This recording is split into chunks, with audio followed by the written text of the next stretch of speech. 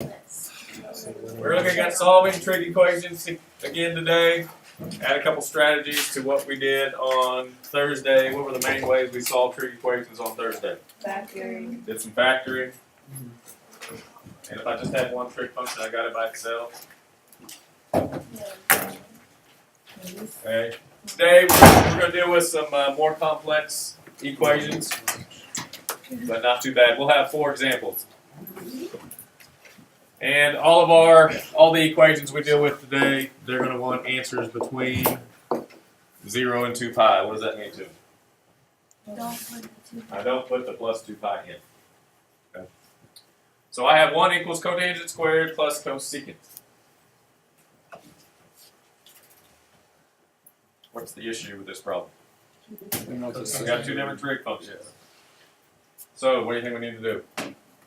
Convert them to make them work, like stuff from the last chapter. All right. I know that's not very technical terms. The inverse. No. We want to use some of our identities to make it to where we're dealing with 1 trig function. Would you Yes. convert that? Cosine, right? No. You mainly, whenever we're dealing with this, you mainly want to use your Pythagorean identities to convert stuff. Okay? And it's usually something that is squared, that's what you want to convert. So, look at your Pythagorean identities and tell me what I can replace cotangent squared with.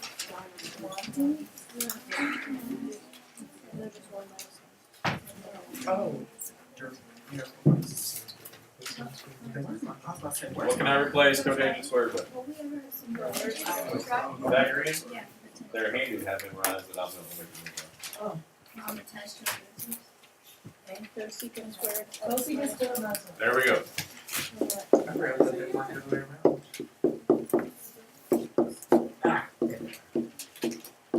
So I took cotangent squared out. I put cosecant squared x minus 1 in its place. Now we're dealing with a problem just like we did on Thursday. So what do we want to do to handle this? Yeah, get it all on the same side and put it in order. So I'm going to have cosecant squared x plus cosecant x minus 2.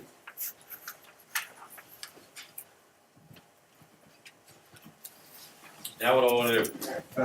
Factor it.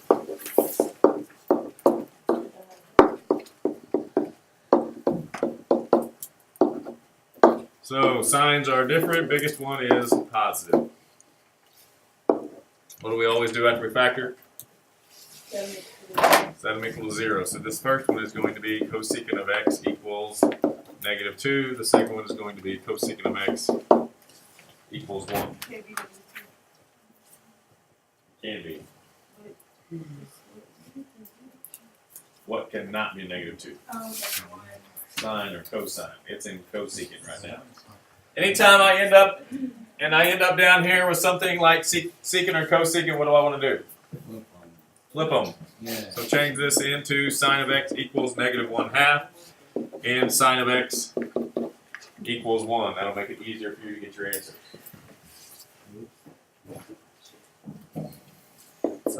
So what's my match for sine and 1/2?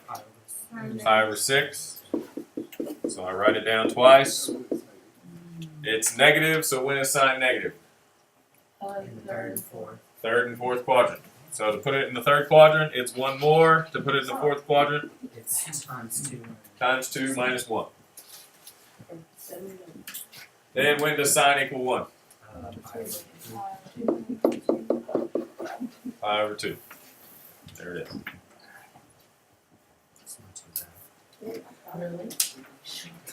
So what was the only difference between this problem and the ones we did on Thursday? We had to use a Pythagorean to convert at the beginning. That was it.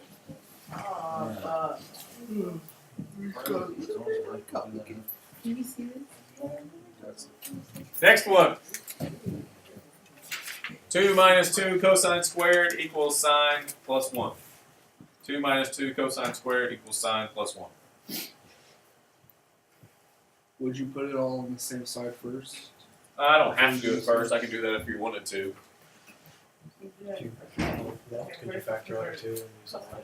There we go. The best thing to notice is that I can factor a 2 out here and end up with 1 minus cosine squared. And that right there should be very familiar to us, Sine squared. because that's a Pythagorean, which is equal to Sine squared. sine squared.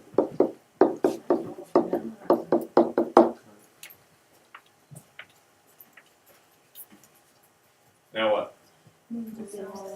Now I get it all on one side.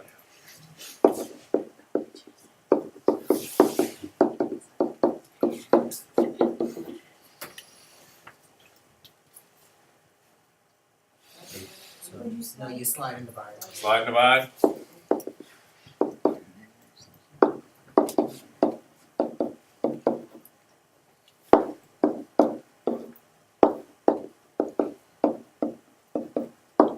So 2 and 1, signs are different. Biggest one is negative, and don't forget to divide. So I get sine of x minus 1, and I get 2 sine of x plus 1. What do we always do after a factor? That equals 0. So the first one, I get sine of x equals 1. The second one, sine of x equals negative 1/2. Just give me the same answers as my last one. Didn't I end up with the same answers? Yeah. So it's going to be pi over 2. It's going to be a pi over 6, a pi over 6, and it's going to be 7 and 11.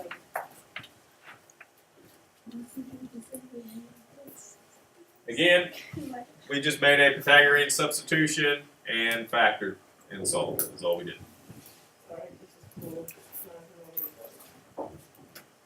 2 more. Wait a minute. First one had 1, second one had 2. It's 1, and then 2, and then 3. The next one 4? Oh my We'll gosh. find out. The numbers in the top. One of Well, the you. person laughing It's- was like, what's going on? He's like, Oh, yeah. That's funny. All right, let's get moving. Moving on. I have 3 sine of x equals 3 minus 3 cosine of x. 3 sine of x equals 3 minus 3 cosine of x. I know. It's 'cause I'm You're on the right track. But let's do something first. Yeah, but it shows up. I can do something better than factor. Brown paper to write. Take it all out. Divide by 3. Oh, But that's just colors. Why? And then for the We're all-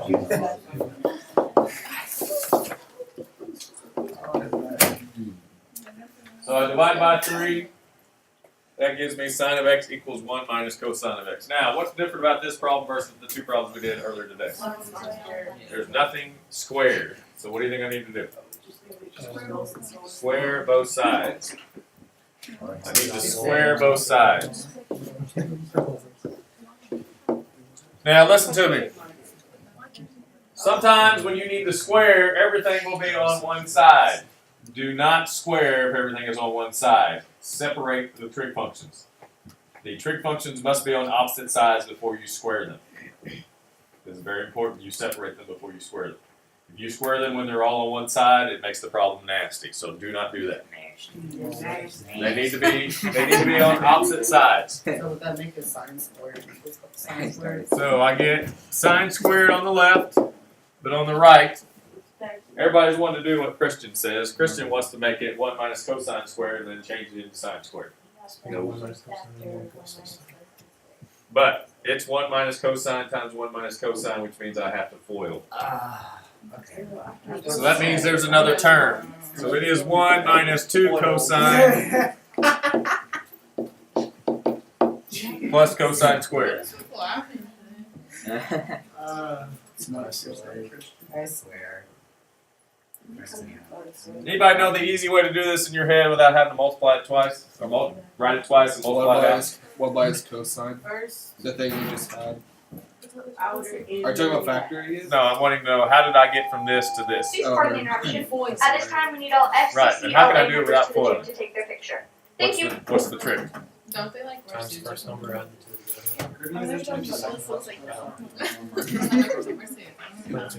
These are numbers. There. What'd you say? 1 plus cosine equals 1 minus cosine. Because Yes. sine squared, yeah, you know.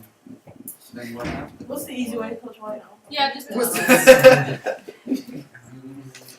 Here's what I'm doing here is I'm squaring this, which gives me this. I'm squaring that, which gives me this. And then you multiply these together and multiply by 2. Right. So this times this gives me negative cosine times 2 gives me negative 2 cosine. That's how you get to 3. But Nick's back there on another level, which is fine. I like it. I didn't though. even listen to what That's he good. was That's explaining. good though, Nick. Yeah, that's what I thought. I didn't know he was Seems like explaining. the hardest way to do something means what comes up. All right, let's move on. Let's move on. I want to do it the way I was planning to do it, and then we'll go back and talk about what Nick did and see if you guys can catch what he did. Cool. All right, at this point, then what? Make sine squared cosine minus. So change that to 1 minus cosine squared.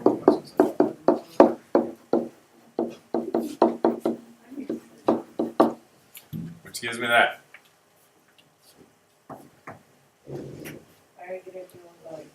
Get everything on one side. What's going to happen to the ones? They cancel. So we're going to have 2 cosine squared x minus 2 cosine x.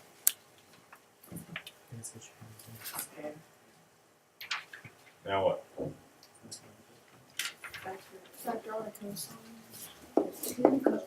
Yeah, let's factor out 2 cosine.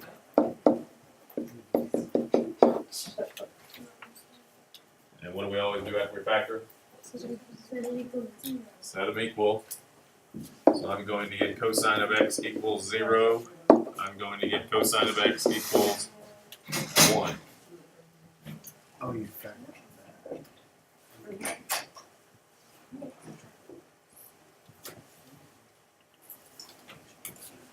Alright, so when does cosine equal 0? Never. Pi over 2 and 3 pi. 3 pi over 2. When does cosine equal 1? At 0. Now, whenever you have to square both sides, one of your answers is not going to work. So how do I figure out which answer does not work? What'd you say, Bobby? I need to plug them into the original, and how will I know if it works or not? If both sides equal each other, that means it works. If both sides don't, that means it doesn't. So let's do that real quick. Okay, and you only have to do this with When you square. when you square. So I plug pi over 2 in here. What's sine of pi over 2? Look over there. Pi over 2 is right here. Which one of these two is sine? The 1. So that means this is 3. Okay, what is cosine of pi over 2? 0. So, is that a true statement? Yep. Yes. So that means we like pi over 2.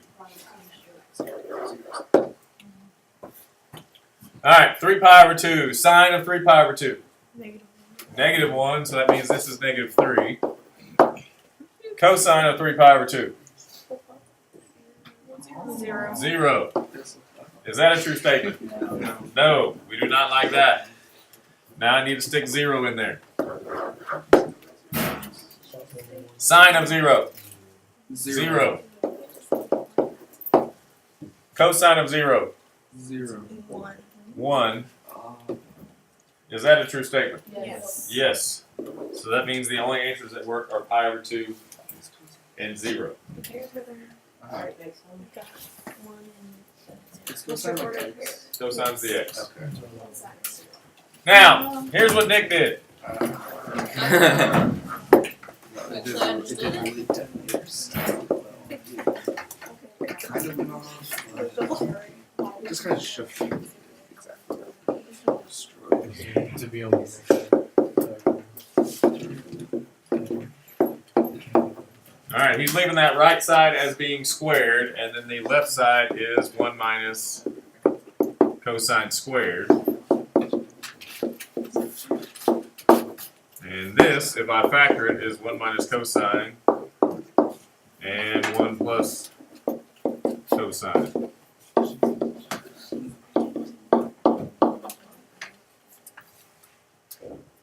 So then what he did, he took this with one of those. However, I don't like doing that because I don't like dividing and losing a trig function because you may lose an answer. So let's see what happens. So now, let's move this cosine over, which gives me 2 cosine. And let's move this one over, which gives me 0. So I get cosine of x equals 0. And cosine equals 0 when what? When it's pi over 2 and 3 pi over 2. And if you notice, what are we missing? 0. We're missing an answer. So whatever you cancel out, that also has to be set equal to 0. So if I set this equal to 0, I get the cosine x equals 1, which gives me the other part that we were looking for. It's just that whenever you cancel it out, make sure you set that equal to 0. Pardon the interruption. At this time, we need all drama club members to the gym to take their picture. Thank you. Last one. Oh, there's no 4. Yeah. No 4. I felt. Alright, secant squared minus 1 plus tangent minus the square root of 3 tangent equals the square root of 3.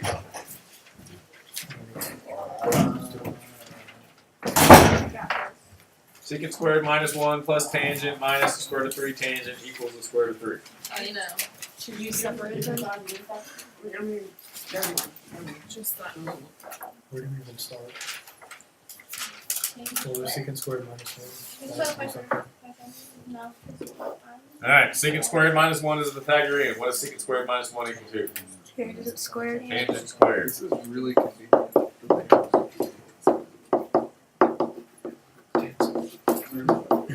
And let's go ahead and subtract that radical 3 over. It's just so hard.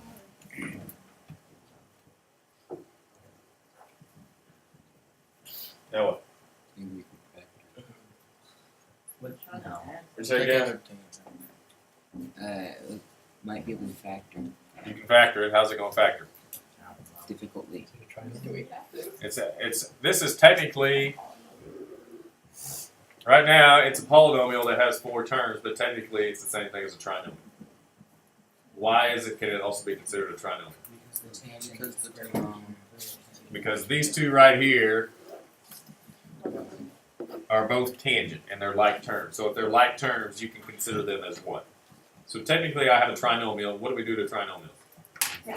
Factor them into 2 binomials.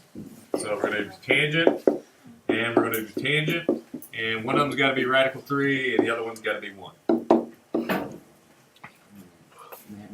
Alright, so then this sign right here tells me what? Different. There are different signs. Now how do I know which one's positive and which one's negative? It's pretty easy. The bigger one is negative. So this right here, what does that tell me about my radical 3? It's got to be negative, and if that's negative, this one has to be positive. So that is a polynomial of 4 terms, but we need to identify it as 3 terms since I have like terms in the middle. And if we have identify it like that, then we know it's a trinomial, which can be factored into 2 binomials. So after I factor, what do we always do? So I get tangent equals -1, and I get tangent equals the square root of 3. So when does tangent equal 1? Pi over 4. Tangent is negative. When is tangent negative? Second and the 4th. So what is pi over 4 in the second? 3. And what is it in the 4th? 7. Alright, then when is tangent radical 3? Pi over 3. And the radical 3 is positive, so when is tangent positive? First and third, so this one I'm going to leave it alone since it's in the first. How do I put something in the third? 1 more. So there are my 4 solutions to this trig equation. You don't have to put this. I do not have to check those. Why do I not have to check? You didn't I square. didn't square anything. I only have to change the square something. So, we mainly added two strategies today to what we were already doing. What were those two things? Squaring. Squaring Yeah. and converting using Pythagorean identity. Those are the two main things we did today. Okay? Everything else is still the same when you solve a trig equation.